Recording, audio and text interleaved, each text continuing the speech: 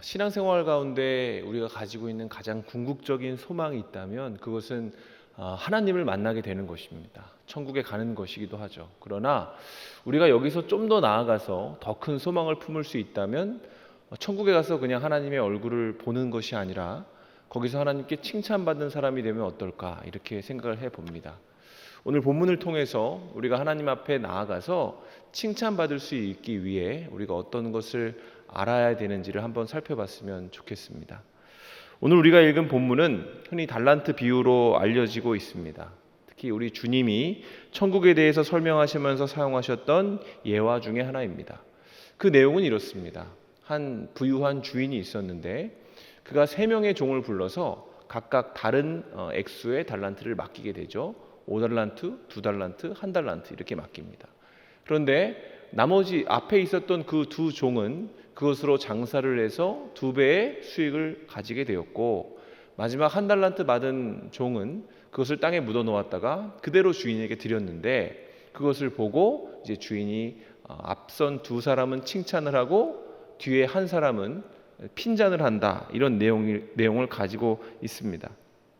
여기서 1달란트라는 것은 그 당시 기준으로 따지면 노동자가 약 6,000일 정도 일해야 되는 아주 많은 양이었다고 해요. 이것을 오늘날로 환산을 해봐도 한 6억 정도가 된다라고 합니다. 종이 감당할 수 없는 어마어마한 금액을 주인이 맡긴 것입니다. 어쨌든 주인은 이 큰 돈을 종인 신분인 사람들에게 맡겼습니다. 그리고 얼마 후 주인은 돌아와서 그 결과에 대한 보고를 듣게 되었는데, 앞서 말씀드린 바와 같이 앞에 있는 2사람은 투자를 해서 수익을 남겼고, 뒤에 한 사람은 그 돈을 땅에 묻어놓고 시간을 허비했습니다. 제가 예전에 이 달란트 이야기를 들으면 사실 별로 이것을 좋아하지 않았습니다. 왜냐하면 전 이야기를 딱 들으면 주인이 좀 이상한 사람이라는 생각이 먼저 들었거든요. 아마 제가 그 1달란트 받은 종과 같은 마음이어서 그랬던 것 같아요. 제가 생각했던 건 그런 겁니다. 왜 사람을 차별하나? 종이면 다 같은 종이고 주려면 다 똑같이 줘야지. 왜 누구는 5달란트를 주고 누구는 2달란트를 주고 누구는 1달란트를 주니? 당연히 기분 상한 사람이 생기고, 그러다 보니까 이런 사단이 일어나지 않는가?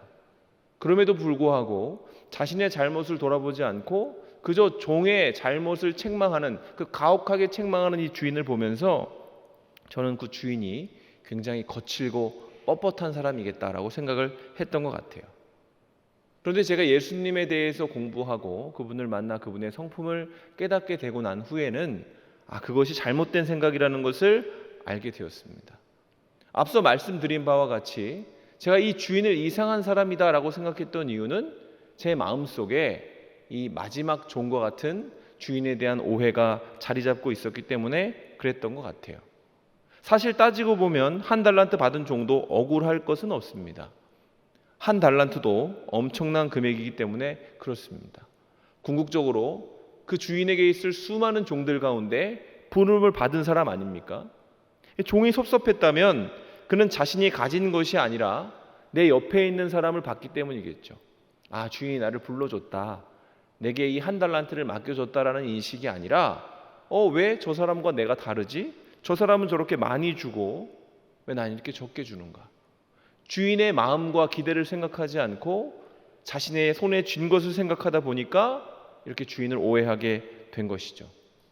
여러분, 그런데 이런 종과 같은 마음은 우리가 시시때때로 느끼는 마음이죠. 하나님이 때때로 내게 주신 것이 없다라고 느껴질 때가 없으십니까? 사실 우리는 그렇게 부추기는 세상 가운데 살아가고 있습니다. 끊임없이 곁눈질을 해야 하고 옆에 사람은 어느 위치에 있는지를 비교하면서 지금 내가 어디에 있는지, 무엇을 가지고 있는지를 묵상하게 만드는 시대에 살고 있는 거죠.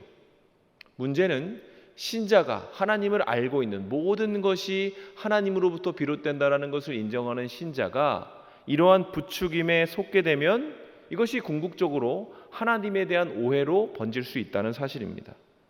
그래서 예수님을 잘 믿기 위해서 우리가 해야 할 일이 있다면 그것은 이 부추김에 휘둘리지 않도록 더욱더 지혜로워지는 것이죠. 이 부추김에 휘둘리게 되면 주님이 일을 맡기셨을 때 1달란트 받은 사람처럼 행동할 수 있게 되기 때문에 그렇습니다. 내가 어떤 일을 해야 하는지 집중하지 않고 다른 사람은 이만큼 줬네라고 착각하면서 그 부분을 헤아리고 잘못된 묵상을 하다가 내가 가진 것이 부족하게 느껴지고 억울하게 되고 그렇게 시간을 허비하는 사람이 된다는 것입니다. 여러분, 하나님은 우리를 당신의 자녀로 부르실 때에 그냥 부르시지 않습니다. 우리가 하나님께 부름을 받았다는 것은 그분의 기대를 받고 있다는 뜻이에요. 그분이 우리에게 맡기실 일이 있고 그 일을 위해서 우리에게 일정량의 당신의 능력을 부어주셨다는 것을 인정해야 합니다. 그것을 인정해야 우리가 사명자로 살아갈 수 있고 하나님께 칭찬받는 신앙으로 나아갈 수 있는 것이죠. 오늘 본문을 통해서 제가 알아보고자 하는 것은 크게 두 가지 정도입니다. 하나는 하나님이 우리에게 주시고자 하는 그 칭찬이 과연 어떤 것인가, 이것을 한번 살펴볼 것이고, 두 번째는 이런 칭찬을 받는 자가 되기 위해서 우리가 해야 할 일이 무엇인지 하나하나 한번 알아봤으면 좋겠습니다. 먼저 칭찬에 대한 것을 살펴보죠. 앞선 두 종이 주인에게 받은 칭찬의 내용은 착하고 충성된 종이다라는 겁니다. 착하고 충성되다. 이것 또한 두 가지로 나누어서 살펴볼 수가 있죠. 첫 번째 칭찬인 착하다. 이것은 어떤 것을 얘기하냐면 요즘 착하다고 하는 것과는 조금 다릅니다. 요즘에 청년들은 착하다 이러면 그게 마냥 칭찬으로 들리지는 않죠. 착하다는 것이 마치 잘 휘둘리고 누군가에게 좀 속기 좋은 허술한 사람처럼 느껴지는 그런 느낌을 갖고 있기 때문에 그렇습니다. 그런데 이것은 이 착하다는 의미가 오염됐기 때문에 우리가 그것을 오해하고 있는 거죠. 왜 그렇습니까? 일단 여러분, 예수님을 믿는 사람의 기본적인 세팅은 착해야 되는 겁니다. 세상 사람보다는 착해야 돼요. 생각하는 것이 바르고 선하고 아름다운 것을 추구할 수 있어야 되는 거죠. 그래서 여기서 말하는 착함이란 요즘에 오염되어져 있는 그 착함을 얘기하는 것이 아니라 하나님이 원하시는 모양의 착함을 이야기를 합니다.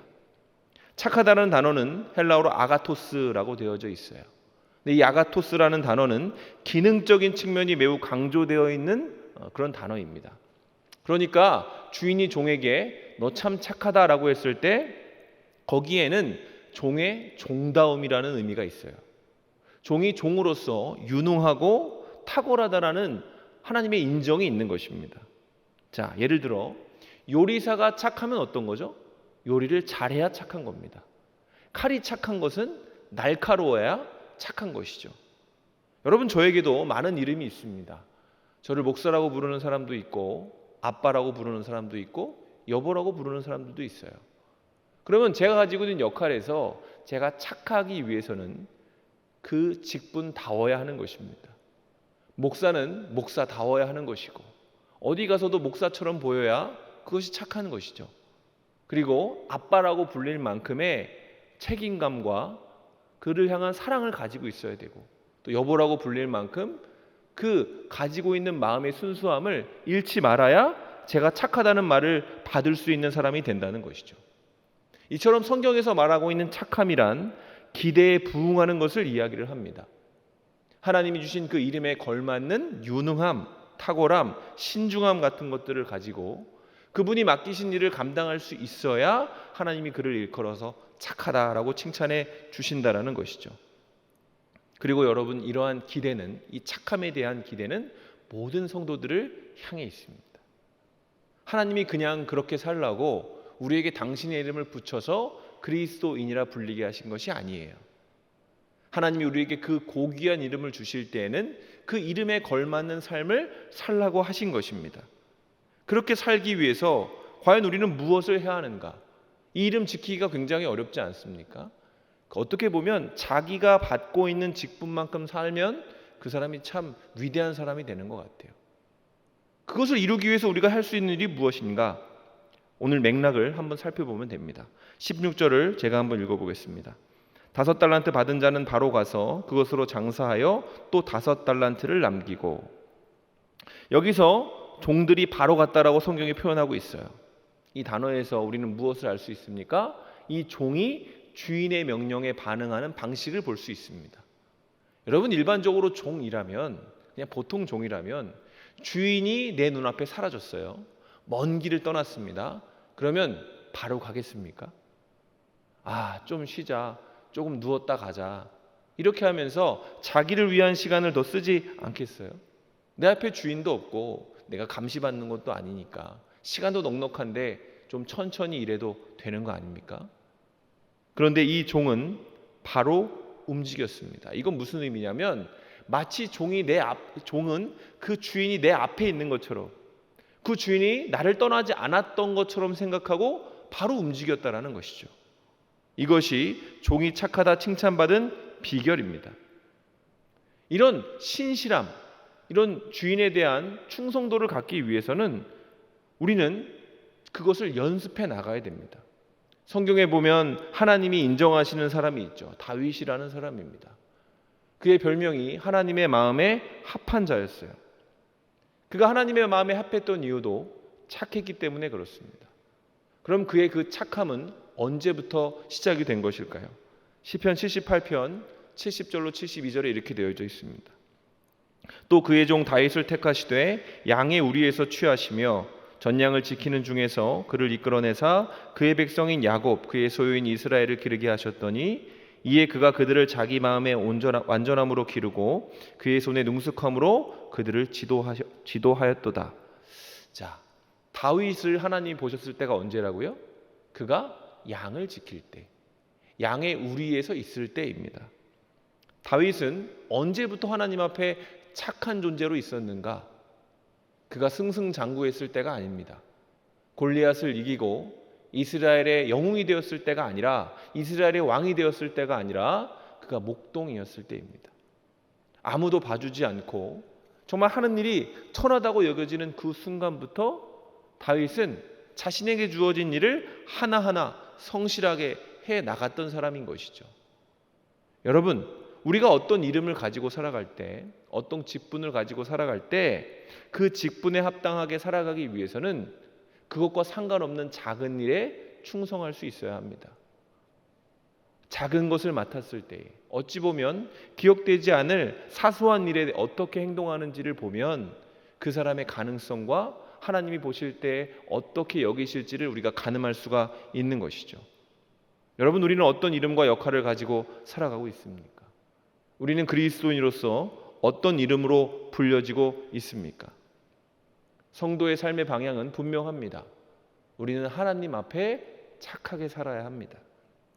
부르신 자리에서 순종하면서 하나님의 기대만큼 선하고 아름답게 살아가고자 할 때 하나님은 그 착함을 보시고 그에게 더 많은 일을 맡기시고 기꺼이 그에게 많은 칭찬과 인정을 부어주실 것이기 때문에 그렇습니다. 자, 그런가 하면 종이 받았던 두 종이 받았던 칭찬 가운데는 충성되다라는 것도 있었어요. 여기서 충성되다라는 헬라어는 이제 피스토스인데, 이 피스토스라는 단어는 흔히 믿음을 이야기를 할 때 우리가 많이 사용되어지는 그런 단어입니다. 다시 말해 충성의 수준이라는 건요, 믿음의 수준과 비례하는 거예요. 내가 하나님께 얼마나 충성하는지는 그가 하나님을 얼마나 믿는지에 달려있다는 것입니다. 자, 그렇다면 성경적인 믿음이란 어떤 것입니까? 성경적으로 우리가 하나님을 믿을 때 우리 안에 일어나는 사건은 뭘까요? 마태복음 6장 30절에 보면 이렇게 되어져 있습니다. 오늘 있다가 내일 아궁이에 던져지는 들풀도 하나님이 이렇게 입히시거든 하물며 너희일까 보냐 믿음이 작은 자들아. 성경적으로 믿음에 대해서 어떻게 얘기하고 있습니까? 걱정하지 않는 것이 믿음이라고 얘기하고 있습니다. 여러분, 중요한 시험이나 시합을 앞두고 있는 사람이 긴장하지 않고 걱정하지 않고 불안해하지 않고 잠을 잘 자고 자기의 컨디션을 잘 조절하는 것 같으면 우리는 어떻게 생각하냐면 뭔가 믿는 구석이 있나 보다 이렇게 말을 합니다. 여러분, 이게 믿음이라는 거예요. 여러분, 우리 가운데도 이런 여유와 이런 확신이 있어야 합니다. 오늘 우리가 세상 가운데 받는 이야기를 보십시오. 우리가 믿는 구석이 있는 사람 같아라는 평가를 많이 받습니까? 아니면 똑같이 불안해하고 똑같이 염려하면서 살아가고 있습니까? 우리가 그렇게 되어지는 이유는 믿음이 부족하기 때문에 그런 겁니다. 하나님이 어떻게 우리를 이끌어 가시고 어떻게 우리를 먹이고 살리시는지에 대한 불확신이 있다 보니 우리의 믿음이 흔들리는 거죠. 근데 우리도 변명의 여지가 있습니다. 우리가 괜히 그럽니까? 우리가 살아가는 세상이 진짜 만만치 않잖아요. 정말 하루하루 살아가는 것이 전쟁인 사람들이 얼마나 많이 있습니까? 그리고 세상이 얼마나 많은 유혹과 얼마나 많은 시험으로 우리의 믿음을 흔드는지 몰라요. 그래서 여러분, 그러한 믿음을 우리가 우리 스스로의 힘으로 지키는 것은 쉽지 않은 것입니다. 하나님은 믿음을 지키기 위해서 우리에게 해야 할 행동이 있다고 말씀하셨습니다. 에베소서에서 등장하는 전신갑주의 비유에서 믿음을 이렇게 이야기를 하죠. 모든 것 위에 믿음의 방패를 가지고 이로써 능히 악한 자의 모든 불화살을 소멸하고. 자, 이 전신갑주 비유에서 믿음은 뭐예요? 방패입니다. 방패는 사단이 쏘는 수많은 불화살을 막는다 되어 있어요. 염려의 불화살, 불안의 불화살, 걱정의 불화살 같은 것들 말이죠. 지금 세상이 거의 집중포화하듯이 우리에게 쏟아내는 그 화살들을 믿음의 방패를 들어야 막을 수 있다라고 얘기합니다. 자, 이 믿음의 방패를 사용하기 위해서 우리가 해야 될 건 뭐예요? 들어야 됩니다. 방패를 들어야 돼요. 방패를 그냥 두고 있으면 화살은 맞는 겁니다. 화살을 맞고 싶다면 그 믿음의 방패를 들어야 되죠. 방패는 가볍지 않습니다, 여러분. 믿음을 지키는 것은 쉽지 않아요. 들고 있다 보면 어느 순간 팔에 경련이 일어나고 잠시 내려놓을 수도 있습니다. 믿음이 유지되지 않을 수도 있다는 얘기입니다. 때때로 시험에 빠질 수도 있고 근심과 걱정에 빠져서 불화살에 스치고 다칠 수도 있어요. 그러나 우리는 항상 믿어야 돼요. 저 염려와 불안과 걱정의 불화살을 막을 수 있는 것이 믿음이라는 것을 믿어야 됩니다. 그리고 우리의 믿음이 부족하다 여겨질 때마다, 내 팔이 떨어지려고 할 때마다 다시 힘을 내서 내가 사는 길이 이거라는 것을 깨달아야 됩니다. 뭐예요? 작은 믿음이라도 의지하는 겁니다. 그 믿음을 가지고 하나님이 나를 지켜주실 것을 믿고 하나님이 나를 얼마나 사랑하시고 얼마나 아끼시는지를 기억하는 겁니다. 주님이 말씀하시지 않았습니까? 내일 아궁이에 던져지는 들풀도 하나님이 입히신다. 참새도 하나님이 먹이신다. 하물며 너희일까 보냐. 주님이 우리에게 해주신 일들을 기억한다면 이것은 의심할 필요가 없는 것이죠. 그리고 우리가 이렇게 안 돼도 힘들어도 믿음의 방패를 같이 세우고자 할 때, 여러분, 그때부터 세상이 더 이상 우리에게 당당해지지 못하는 겁니다. 오늘날 세상이 믿음을 얼마나 당당하게 모욕합니까? 신자의 믿음과 순전한 태도, 하나님께 헌신하고자 하는 것을 얼마나 조롱하고 모욕하는지 몰라요. 여러분, 그건 당연한 게 아닙니다. 믿음은 모욕당해서는 안 되는 것이고 조롱받을 수도 없는 것입니다. 우리가 그 모욕과 조롱을 이겨내기 위해서는 하나님을 더 잘 믿어야 돼요. 그게 우리가 할 수 있는 최고의 충성입니다. 세상이 뭐라 하든지 하나님 편에 서는 겁니다. 세상의 트렌드와 사조가 어떠하든지와 상관없이 나는 주님의 편에 서는 겁니다. 좌로도 우로도 치우치지 않고 나는 주님을 믿고 성경을 따라가는 사람이다, 이렇게 믿고 나아갈 때 우리는 하나님 앞에 충성된 사람이라 평가받을 수 있고 그러므로 인정받을 수 있는 것이죠. 종의 충성이 주인에 대한 믿음으로부터 온 것이듯이 우리도 하나님을 믿어야 한다라는 것입니다. 그리고 이렇게 하나님을 진정으로 믿을 때 우리가 매일 고백하는 것처럼 뜻이 하늘에서 이루어진 것과 같이 땅에서도, 내 삶 가운데에서도 일어나는 역사를 우리는 경험할 수 있고, 우리는 일용할 양식을 먹고 하나님을 인지하며 살아갈 수 있게 되는 것입니다. 그리고 그렇게 살아갈 때 세상 사람들이 혀를 내두르면서 우리에게 얘기하겠죠. 쟤 뭐 믿는 구석이 있나 봐. 우리가 그런 말을 듣게 되면 그것이 하나님께 영광 올려드리는 길이라는 겁니다. 자, 지금까지 앞선 두 사람이 받은 칭찬의 내용을 살펴봤죠. 정리하면, 자, 착하다라는 건 뭐라고요? 유능하다, 그 역할에 맞는다, 이런 뜻이고, 충성되다라는 것은 네가 나를 믿었구나, 이런 평가라고 말씀을 드렸습니다. 자, 이제 어떻게 해야 이 칭찬이 우리의 것이 될 수 있는지 큰 두 번째 질문을 한번 살펴봐야 될 차례이죠. 이것을 알아보기 위해서는 우리 책만 받은 종을 반면교사로 살펴보는 것이 가장 빠르다고 할 수 있겠습니다. 자, 한 달란트 받은 종이 받은 책망은 악하고 게으르다라는 것이죠. 여기서 악하다는 것은 착함의 반대입니다. 역할을 하지 못했다는 거죠. 너는 종답지 못했다, 이런 의미입니다. 게으르다라는 것은 원어로 보면 그가 바로 움직이지 못하고 우물쭈물했다, 뭘 해야 될지 몰랐다, 그래서 아무것도 못했다, 이런 의미입니다. 자, 그렇다면 같은 종이고 같은 기대를 받았던 이 3명 중에 한 명인 사람이, 적어도 3등이었던 이 사람이 어쩌다 이렇게 되었을까요? 그는 왜 부름받은 종의 역할을 감당하지 못하고 우물쭈물하면서 시간을 낭비하게 된 것일까? 24절과 25절을 우리 같이 한번 읽어보도록 하겠습니다. 자, 시작. 한 달란트 받았던 자는 와서 이르되 주인이여, 당신은 굳은 사람이라 심지 않은 데서 거두고 해치지 않는 데서 모으는 줄을 내가 알았으므로 두려워하여 나가서 당신의 달란트를 땅에 감추어 두었나이다. 보소서, 당신의 것을 가지셨나이다. 여기에 이 종이 실패한 이유가 있습니다. 그가 악하고 게으른 종이 된 이유는 어떤 겁니까? 주인을 오해했기 때문에 그래요. 그런 종은 주인을 오해하고 있습니다. 종은 이렇게 얘기합니다. 당신은 굳은 사람입니다. 여기서 굳은 사람이라는 것은 스클레로스라고 하는데 뻣뻣하다, 거칠다, 이런 뜻이에요. 그리고 당신은 심지 않은 데서 거두고 해치지 않은 데서 모은다는 건 뭔 뜻이냐면 당신은 사기꾼입니다. 그리고 굉장히 잔인한 사람입니다. 이렇게 얘기를 하는 것입니다.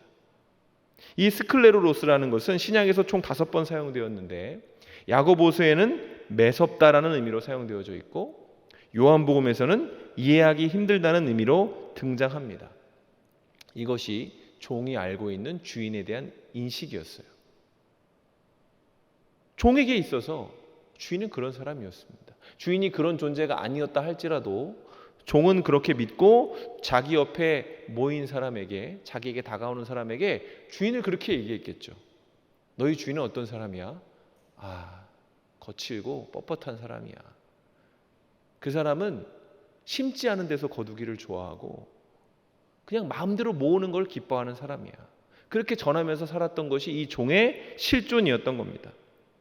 자, 주인을 그렇게 알고 있으니까 종의 정서가 뭐겠어요? 늘 억울하겠죠. 늘 불만이 있고 이 주인에 대해서 언제 한마디를 해줄 수 있을까? 좀 당돌하다면, 이 종은 좀 당돌했던 것 같으니까 그런 마음을 품고 있을 수도 있습니다. 그래서 그 종이 이제 이렇게 행동하는 겁니다. 주인이 돌아왔을 때 그는 땅에 묻어둔 한 달란트를 보란듯이 파가지고 와서는 민망해하기는커녕 오히려 주인을 지금 책망하고 있어요. 당신은 굳은 사람 아닙니까? 당신은 이렇게 행동하고 있지 않았습니까? 보소서, 당신의 것이나 가져가십시오. 나 이용하려고 하지 말고 당신의 방식으로 일하려고 하지 말고 이거나 가지고 떠나십시오. 이렇게 얘기한 겁니다. 주인을 모욕한 거죠. 종의 신분임을 망각하고 주인을 모욕한 겁니다. 그는 착하지 않았습니다. 종답지 않았습니다. 여러분, 신앙생활이란 무엇입니까? 신앙의 성숙도는 무엇으로 갈립니까? 여러분, 신앙생활은 하나님을 알아가는 활동입니다. 하루하루 하나님에 대해서 배우면 되는 거예요.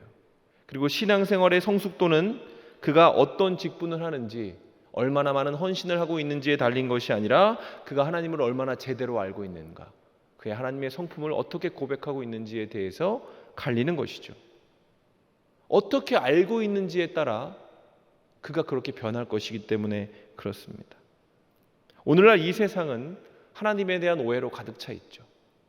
사람들 또한, 이 시대의 사람들 또한 하나님을 일컬어 기꺼이 거칠고 뻣뻣한 존재다, 하나님의 존재와 상관없이 자기가 느끼는 하나님에 대해서 성토하며 살아갑니다. 그러나 성경이 일관적으로 하나님에 대해서 얘기하고 있는 것은 하나님은 선하신 분이라는 겁니다. 그는 인의롭고 자비롭고 노하기를 더디하시고 회개하는 자를 용서하기를 즐겨하시는 자비의 하나님이시죠. 우리는 그런 하나님을 십자가를 통해 알고 있음에도 불구하고 때때로 이런 세상의 소리에 동조해서 하나님을 오해할 때가 있는 거죠. 이 세상 사람들이 이렇게 좋은 하나님을 인지하지 못하고 사랑하지 못하는 이유는 하나님에게 문제가 있기 때문이 아니라 하나님을 온전히 바라보지 않기 때문에 그런 거죠. 성경에 나와 있는 대로 하나님을 인식하지 않고 자신의 경험으로, 여론으로 하나님을 파악하고자 하니 하나님이 오해되는 것입니다. 여러분, 이 예화에서 정말로 중요한 게 무엇인지 아세요? 얼마를 받았는지가 아니에요. 5달란트, 2달란트, 1달란트는 도구에 불과합니다. 생각해 보십시오. 그게 뭐가 중요하겠습니까? 그들의 신분이 뭐예요? 종 아닙니까? 종은요, 자기 것을 가질 수 없어요. 그가 5달란트를 받았든 2달란트를 받았든 하나를 받았든 그것은 다 주인의 것입니다. 아무리 열심히 해도 그것은 자신의 것이 아니라 주인의 것이 된다는 겁니다. 그러므로 종이 열심히 일하기 위한 전제 조건은 얼마를 받았느냐가 아니라 얼마나 주인을 믿느냐입니다. 얼마나 주인에 대해서 인지하고 있는가, 얼마나 주인을 사랑하고 있는가. 이것이 그 종들에게 걸려져 있는 유일한 조건이라는 것이죠. 앞선 두 종들이 열심히 일했던 이유는 다른 이유가 아니었어요. 주인을 믿었기 때문입니다. 주인을 사랑했기 때문에 그런 것이죠. 그러나 1달란트 받은 종에게 있어 주인은 신뢰의 대상도 아니고 사랑의 대상도 아니었던 거예요. 왜? 엄격하고 가혹하고 비상식적인 존재였기 때문에 그런 것입니다. 그러니 1달란트 그 지지와 기대가 감사하기는커녕 무겁고 귀찮기만 한 것이죠. 그러나 여러분, 우리가 생각해야 되는 것은 무엇입니까? 이 1달란트 받은 종의 실수를 바라보면서 우리는 그 사람처럼 행동하지 않기 위해서 내가 하나님을 얼마나 제대로 알고 있는가, 혹시 내 마음 가운데, 내 신앙 가운데 하나님에 대한 오해는 없는가 끊임없이 생각해 봐야 되는 거예요. 그리고 생각해 봐야죠. 한 번 더. 내가 왜 목사가 됐는가? 나는 왜 집사가 되고 나는 왜 직분을 가지고 살아가고 있는가? 왜 그러신 것 같아요? 하나님이 칭찬해 주시려고 그러는 거예요. 우리의 사역이 있고 우리의 존재가 있어야 하나님이 영광 받으시는 게 아닙니다. 하나님이 당신의 영광 가운데 우리를 참여하게 하시고 우리에게 칭찬거리를 만들어 주시려고 우리를 그 직분으로 부르셨다는 것을 기억하고 부르심에 감사하면서 겸손하게 살아가야 된다는 것이죠. 여러분, 우리는 어떻습니까? 하나님을 바로 알고 있습니까? 혹시 하나님을 굳은 존재로 오해하고 있지는 않습니까? 하나님은 늘 나에게 무리한 요구만 하시고 가혹하고 엄격하고 공감도 안 해주시는 차가운 분으로 인식되고 있다면, 그럴 때가 있다면 시급한 것은 다시 사랑의 하나님을 깨닫기 위해 말씀 가운데 서는 것이 되어야 합니다. 하나님이 좋은 분이라는 사실, 그분의 온기와 부드러움을 알 수 있는 방법은 뭐죠? 그리스도를 바라보는 것이죠. 하나님이 우리에게 주신 최고의 호의가 뭡니까? 예수님을 우리에게 주신 거 아닙니까? 우리 같은 존재에게 5달란트와는 비교도 안 될 정도의 큰 생명을 우리에게 맡겨주신 거잖아요. 그 생명을 통해 우리가 다시 살아났고 우리는 다시 우리 같은 존재임에도 불구하고 하나님의 그 거룩하고 아름다운 일에 참여할 수 있는 기회를 받은 존재 아닙니까? 그래서 그분의 삶과 말씀을 깊이 묵상하고 그가 우리를 위해 이루어내신 놀라운 사역들을 곰곰이 묵상할 때 우리는 깨닫게 됩니다. 하나님은 멀리 계신 분이 아니라 나와 함께 계신 분이라는 것을.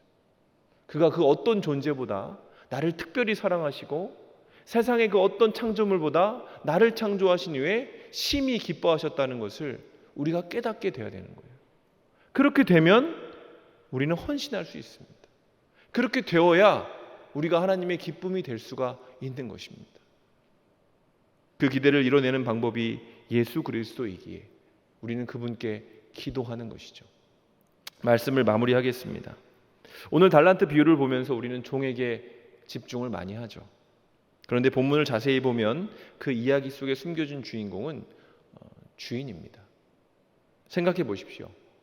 5달란트, 2달란트, 한 5달란트와 2달란트를 받은 종이 어떻게 투자하는 대로 그렇게 성공할 수 있었을까요?